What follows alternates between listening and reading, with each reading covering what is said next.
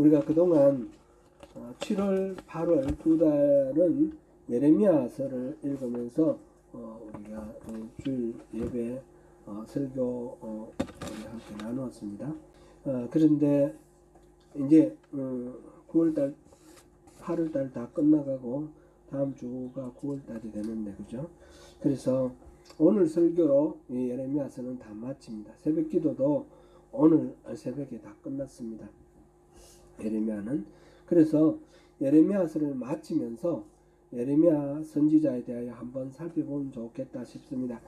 예레미야는 지지난주에 우리가 살펴볼 때에 예레미야를 부르는 이름이 있었죠. 뭐 어떤 선지자라고 그랬습니까? 열방의 선지자, 열방의 선지자, 만국의 선지자, the prophet for all nations. 그랬는데 이제 그런 이름으로도 잘 알려져 있지만 더 유명한 이름은 예레미야는 눈물의 선지자, 눈물의 선지자라고 알려져 있습니다. 조국의 패망을 예언하고 북방의 그 강대국 바벨론에게 항복하고 순종하는 것이 살 길이다, 이렇게 외치는 예레미야는 동족들로부터 많은 질시를 받고 육체적으로 정신적으로 많은 고난을 겪었습니다. 인간적으로 예레미야를 생각하면 참 안됐다 싶습니다. 그리고 그 메시지가 조국의 패망을 선포하는 내용이기 때문에 매우 부정적이고 또 어둡습니다. 그래서 이 성경을 읽는 우리도 마음이 무겁고 그랬습니다. 그러나 한편으로 예레미야를 생각하면 참 매력적인 선지자다, 매력적인 예언자다라는 그런 생각이 듭니다. 마치 십자가를 지신 예수 그리스도와 같은 길을 걸어가는 그런 예언자였습니다. 우리가 그리스도를 본받으려면 이런 예레미야의 삶을 통해서 많은 교훈을 얻을 수 있겠다, 그런 생각입니다. 오늘은 그런 점에서 예레미야의 매력을 통해서 우리 그리스도인으로서의 삶을 살펴보도록 하겠습니다. 제가 예레미야의 매력, 이렇게 이름을 제목을 정했는데, 예레미야가 키가 큰가? 얼굴이 미남인가? 그런 식으로는 아무도 생각 안 하셨겠죠? 이분이 참 끌리는 점이 많습니다. 네, 마음이 애잔하고 또 애달프면서 또 이렇게 공감이 가는. 그동안 살펴보았듯이 예레미야는 보통 사람은 아니었습니다. 예언자로서 아주 탁월한 그런 예언자죠. 그리고 지금 성경책에서 분량이 제일 많은 성경이 이 예레미야서입니다. 이사야서도 많고, 장수로는 이사야서가 더 많죠. 그리고 욥기도 많고, 그런데 글자 수 이런 걸 따지면 예레미야서가 가장 많습니다. 우리가 예레미야서를 2년 전에 절반하고 25장까지 했고, 이번에 이제 26장부터 이렇게 절반을 하는데, 좀 이게 시간 순으로 쭉 나와 있지 않기 때문에 막 왔다 갔다 하고 그래서 좀 읽기에 좀 어려운 면도 있고 그랬는데, 우리가 그동안에 수요 예배 때도 보고 주일 예배 때도 보고 해서 우리 성도님들은 예레미야 박사가 되지 않으셨을까, 그 생각됩니다. 예레미야는 아나돗이라는 곳 출신 hil기야라는 제사장의 아들입니다. 아나돗 땅은 베냐민 땅입니다. 베냐민은 남왕국 유다와 북왕국 이스라엘로 갈라졌을 때는 어디에 속했습니까? 북왕국에 속했습니다. 근데 이제 북왕국이 멸망하고 난 뒤에 남왕국이 베냐민 땅까지는 이렇게 조금씩 영토를 확장을 해 가거든요. 그래서 기본적으로 이 사람은 북왕국 베냐민 출신이기 때문에 북왕국에 대한, 남왕국 유다에 대한 예언을 하면서도 이스라엘에 대한 예언도 항상 같이 있다라는 것을 우리가 눈여겨보면 좋겠습니다. 예레미야가 태어날 때는 유다 왕국에서 최악의 왕이라고 하는 므낫세 왕 때입니다. 므낫세는 히스기야 왕이 죽을 병이 걸려가지고 면벽하고 하나님께 특별히 기도를 해가지고 생명을 연장받았을 때 그때 태어난 아들입니다. 그러니까 하나님이 특별히 생명을 연장해주고 주신 아들이기 때문에 은혜의 상징이 되어야 되지 않겠습니까? 그런데 이 므낫세는 너무너무 패역한 왕입니다. 아버지 히스기야가 산당을 다 부수고 아세라 목상 바알 신당을 다 없앴는데 이 므낫세가 그걸 다 새롭게 만들었습니다. 심지어는 성전 안에다가 남창의 집을 만들어 놓고 그렇게 엄란하게 하나님을 그렇게 섬깁니다. 우리가 보니까 하늘의 여왕이라는 게 나왔지 않습니까? 하늘의 여왕을 성전에서 같이 섬기는 겁니다. 므낫세는 극악한 우상 숭배자요, 엄란하고 패역한 자입니다. 유다가 망하는 이유는 이 므낫세 때문이다, 이렇게 말해도 좋습니다. 심지어는 자기 아들을 불 가운데 지내가겠습니다. 이 인신제사는 그 이방인들이 하는 그런 제사인데 그런 이방인 제사를 지냈고요. 이 므낫세가 아버지 히스기야 때 바로 세워놨던 모든 신앙을 그렇게 아주 타락하게 했는데 이 사람이 자그마치 55년 동안 왕위에 있었습니다.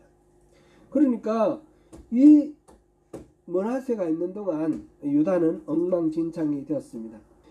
므낫세가 죽고 난 뒤에 므낫세의 아들 아몬이 왕이 되었는데 2년 동안 있으면서 아버지와 똑같은 길을 갔고, 근데 백성들이 참지 못해서 그 아몬을 죽였습니다. 쿠데타가 일어났는데 아무튼 그러고 난 뒤에 아몬의 아들 요시야가 왕이 되었습니다.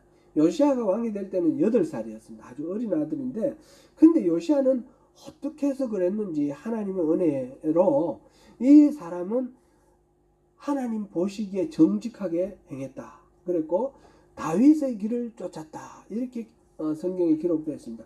어린 나이에 왕이 되었음에도 불구하고 자기 할아버지 아버지의 못된 길로 가지 않고 바로 올바른 신앙으로 이렇게 돌아왔습니다.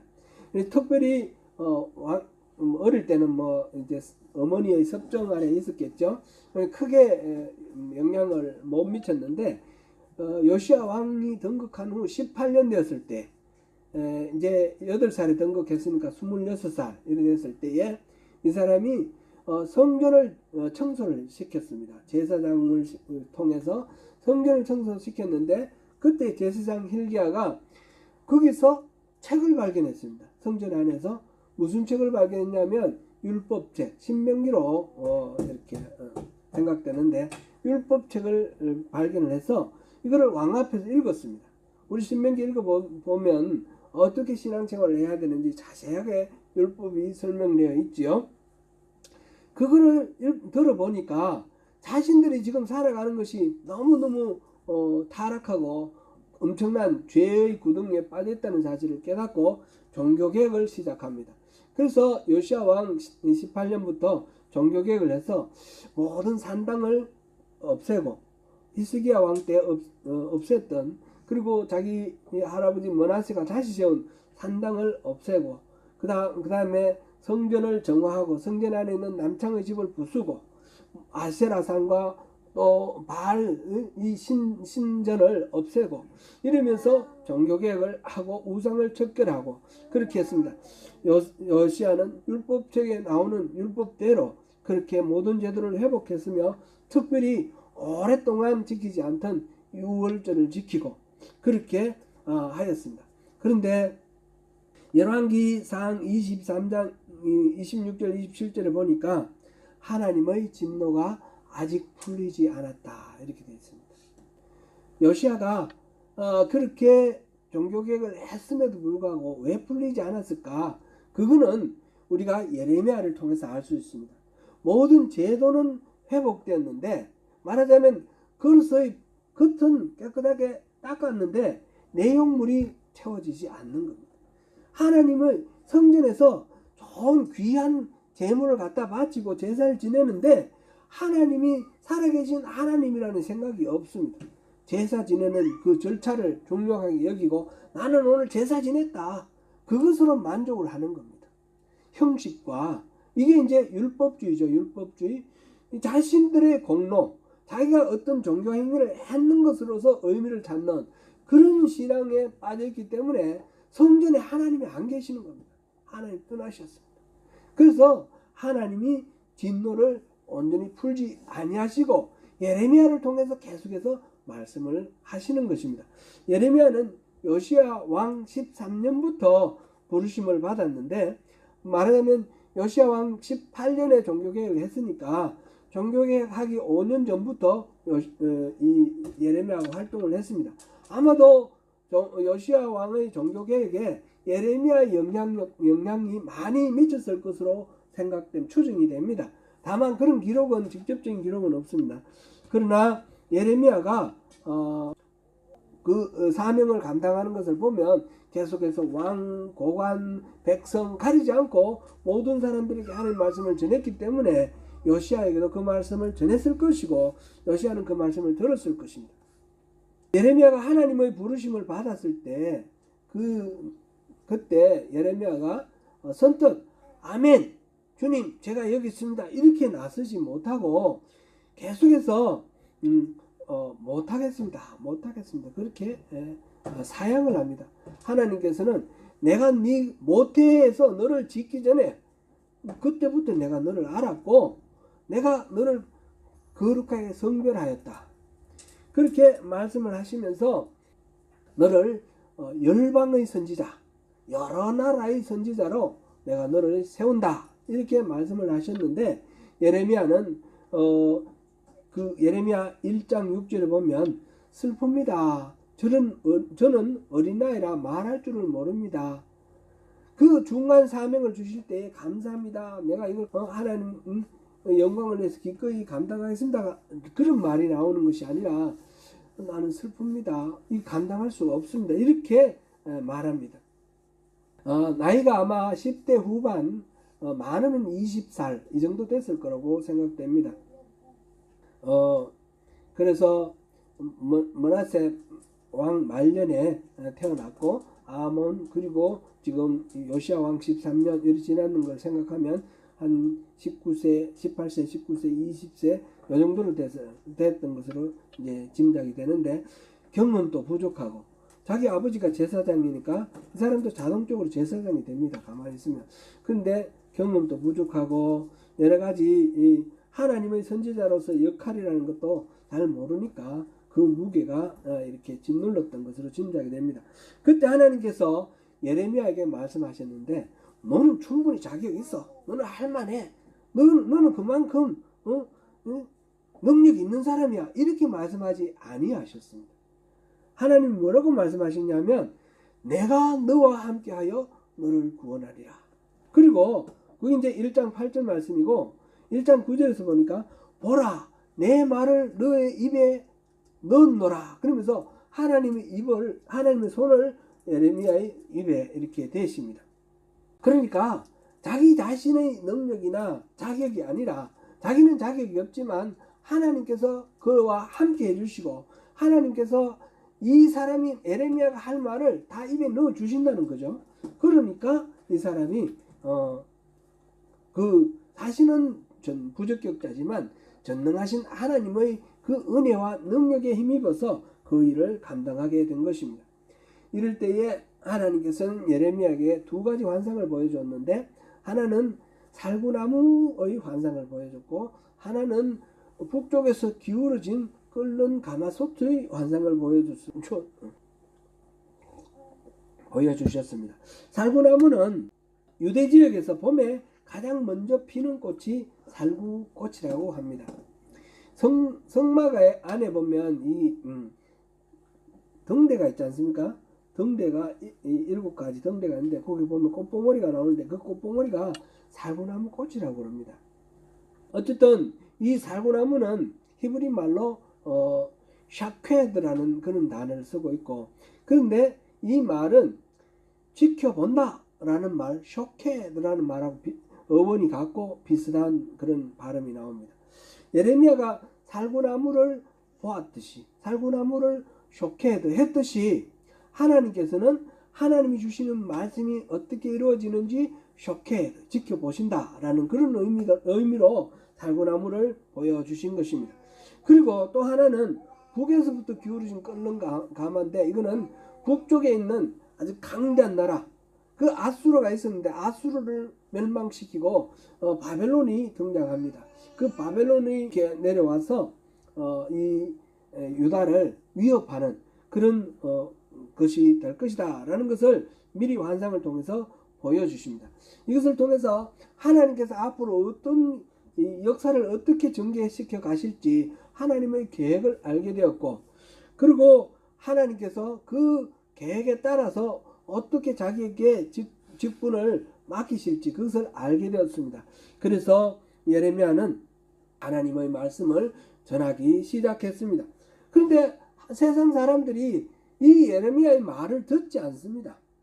고향 아나돗에서 이 하나님의 말씀을 전했더니 아나돗 사람이 이 사람을 그냥 죽이려고 합니다. 이 사람 때문에 우리 고향이 위험해진다 이렇게 생각을 한 것 같습니다. 죽이려고 한 것이 11장 21절에 나와 있고요. 그 다음에 하나님의 말씀을 다루는 세 가지 직분이 분류가 나오는데 하나는 제사장, 하나는 지혜자, 하나는 선지자, 이 세 부류의 사람들이 하나님의 말씀을 다루는 사람들인데 이 사람들이 일제히 예레미야를 거부를 합니다. 예레미야가 하는 말은 하나님 말씀 아니다 그러면서 그를 죽이려 했습니다. 이게 18장 18절에서 23절에 나옵니다. 예레미야는 하나님의 말씀을 전하는 과정에서 조롱당하고 핍박당하는 것이 너무 힘들어 주저앉을 뻔했습니다. 그러나 그가 그러한 고초 가운데 불굴의 투지로 꿋꿋하게 일어서서 계속해서 자신의 자리를 지켜나가게 된 하나의 계기가 있었습니다.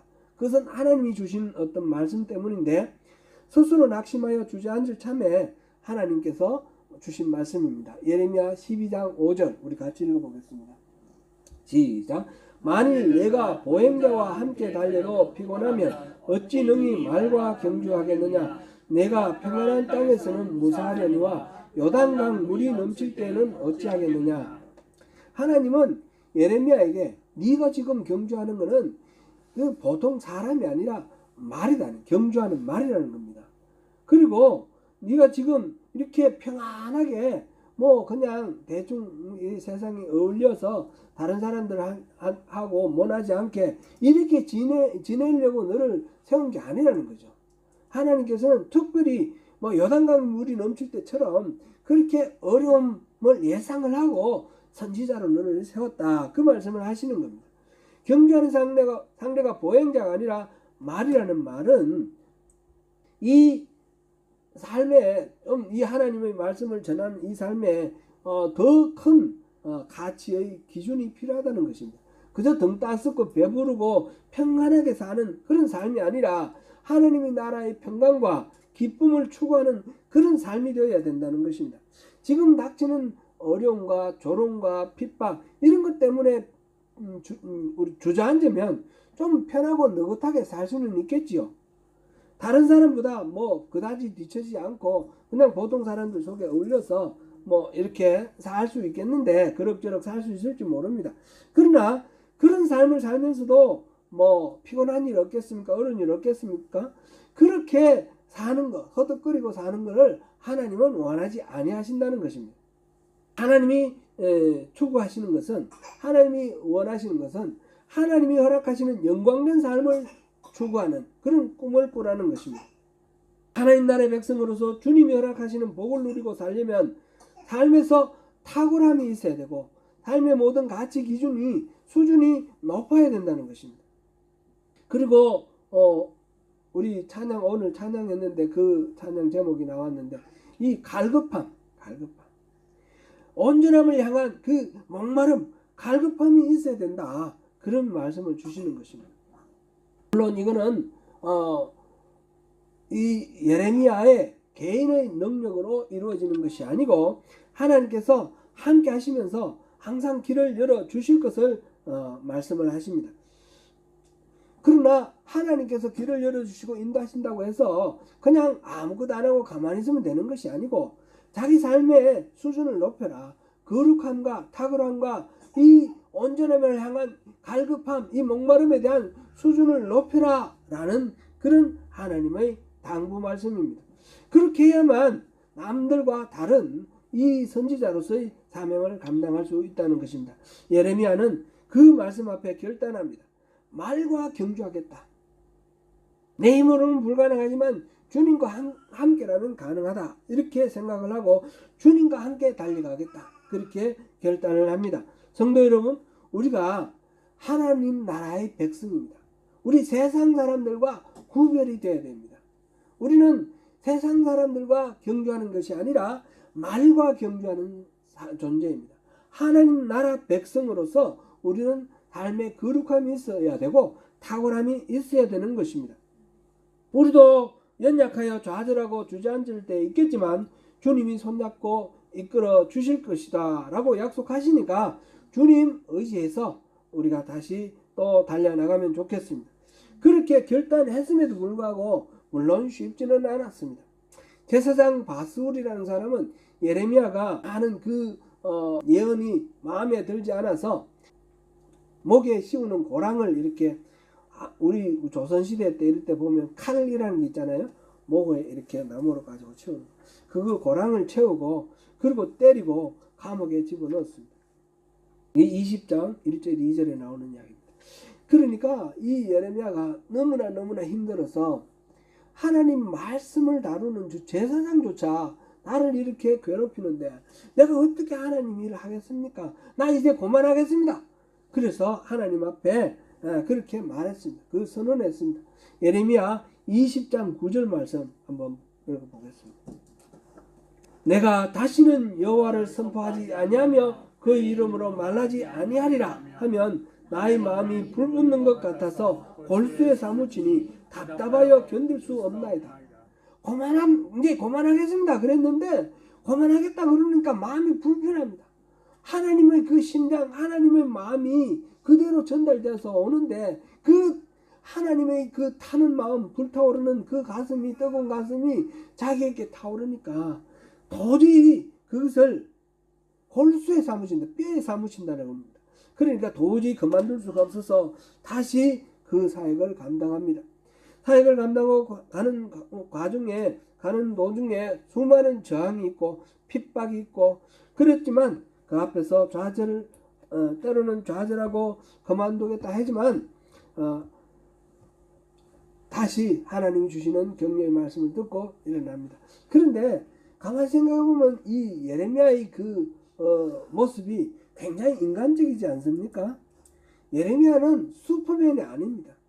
누가 뭐라 그래도 끝없이 나는 감당할 수 있어, 나의 믿음을 따르라 뭐 이러는 게 아니고 이 사람 핍박 속에서 고통하며 갈등하며 내가 이걸 어떻게 감당합니까? 그러면서 나는 못하겠습니다 그러기도 하고 인간적인 면모가 이렇게 많습니다.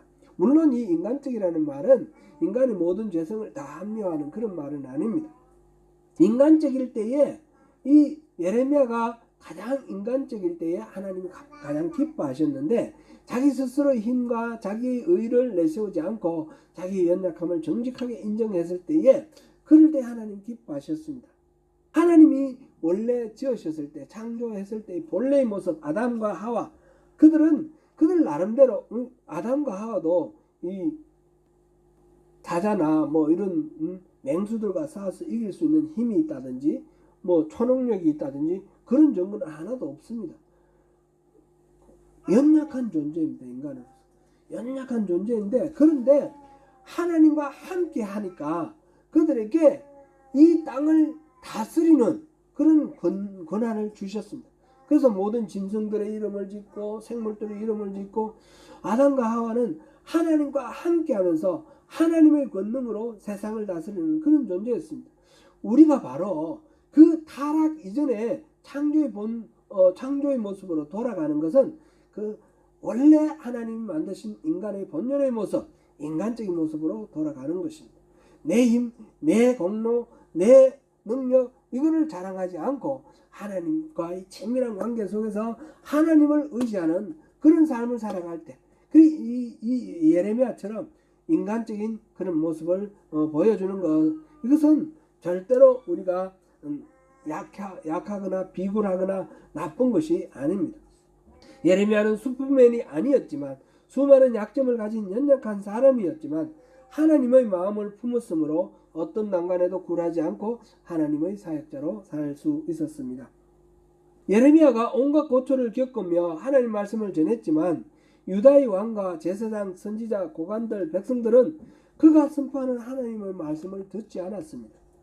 겉으로는 하나님의 뜻을 계속 물었고, 이건 시드기야 왕도 계속 물은 거 우리가 계속 봤습니다. 지난 주일에도 봤고요. 말로는 순종하겠다 하였지만 결국은 하나님의 징계를 받아서 유다는 멸망했고 예루살렘은 무너졌습니다. 예레미야도 바벨론의 포로가 되어서 끌려갔습니다. 끌려가다가 석방이 되었는데 지난주에 우리가 살펴본 대로 바벨론의 왕 느부갓네살은 다니엘을 통해서 이 하나님이 어떤 분이신지 잘 알고 있었습니다. 그리고 예레미야가 끊임없이 바벨론에게 항복하라 하는 이 이야기도 다 알고 있었습니다. 그래서 여기서 느부사라단이 지금 말하는 게 하나님이 말씀하신 대로 예레미야가 선포한 그 하나님의 말씀대로 지금 이루어졌다라고 말하고 있거든요. 3절에 보면 그렇게 다 예레미야의 예언 내용도 알고 있습니다. 그래서 예레미야의 그 생명에 대해서 느부갓네살 왕도 예레미야를 존중하고 예레미야를 선대하라고 이 사령관 느부사라단에게 특별히 명령을 내립니다. 그게 39장 11절부터 14절 사이에서 보면 그 내용이 이렇게 자세히 나와 있습니다. 그리고 석방시켜주면서 두 가지 옵션을 이 느부사라단이 느부갓네살 왕의 명대로 예레미야에게 선택을 하게 합니다. 포로로 끌려가고 있던 예레미야를 석방시켜주면서 두 가지 옵션을 제시했는데 그것이 바로 오늘 본문 우리가 읽었던 4절인데 한 번 더 읽어보겠습니다. 본문 4절 같이 읽습니다. 시작.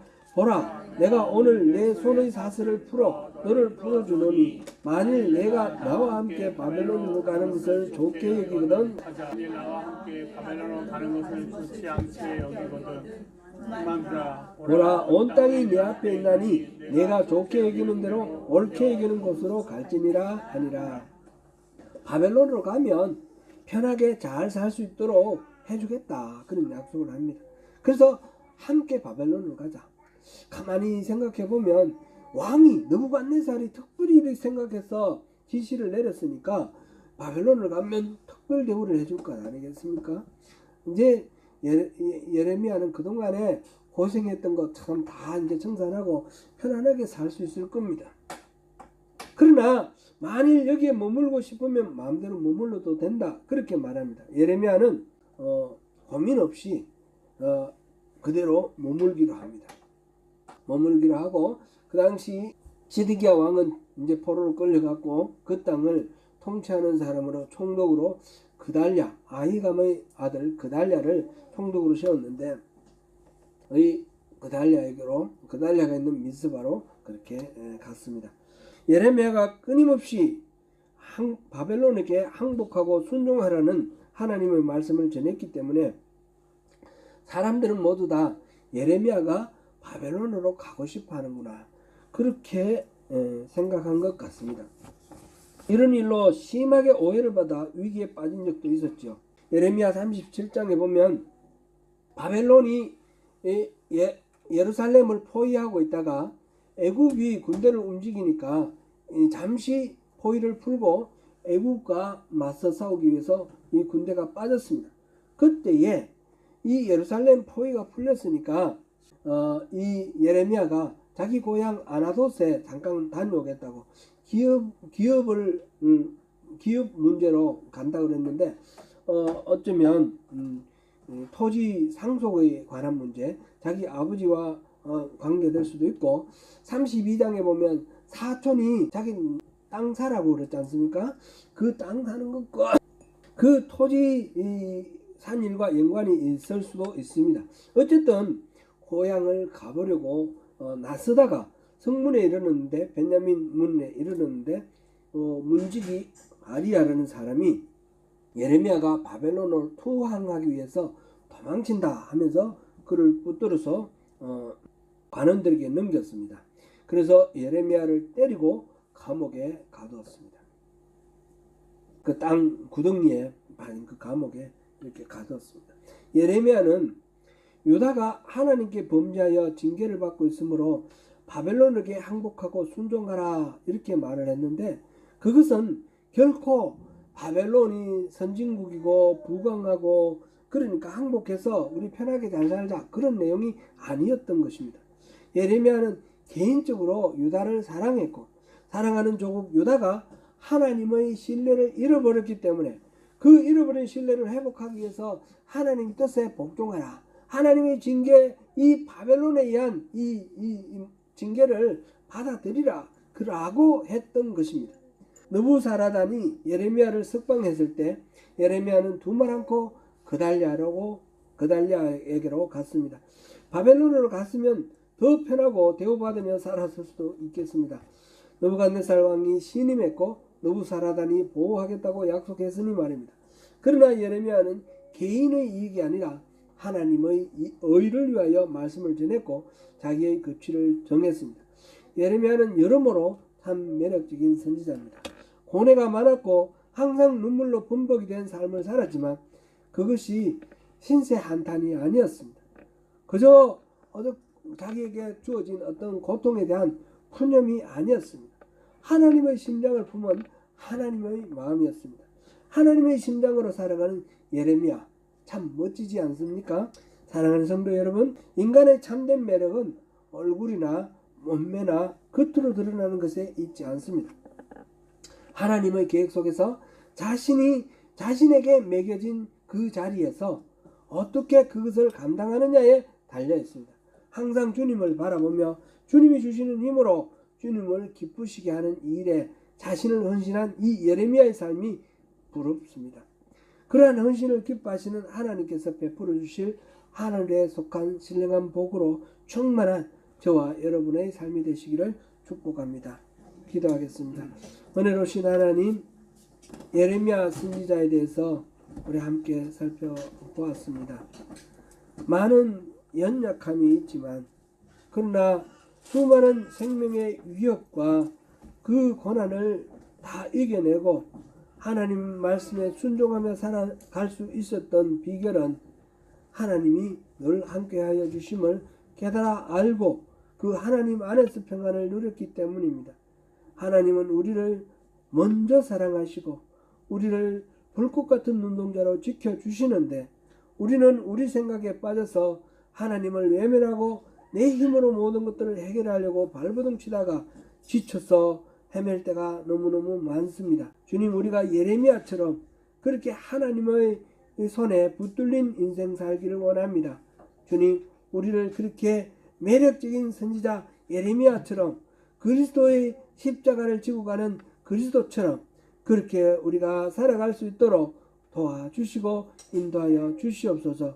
예수님 이름으로 기도드립니다. 아멘.